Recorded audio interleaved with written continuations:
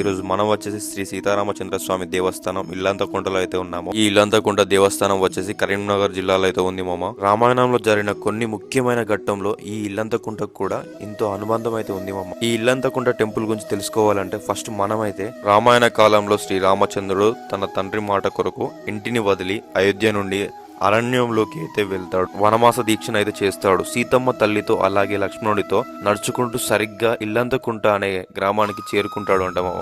ఎప్పుడైతే ఈ ఇల్లంతకుంట గ్రామానికి చేరుకుంటాడో శ్రీరాముడు, అప్పుడే తన తండ్రి దశరథ మహారాజు చనిపోయాడు అనే వార్త అయితే వింటాడు మామ. శ్రీరాముడు ఇంటికి వెళ్ళలేక తన తండ్రి శ్రద్ధ కర్మలు ఇక్కడే చేయాలని నిర్ణయం అయితే తీసుకుంటాడు.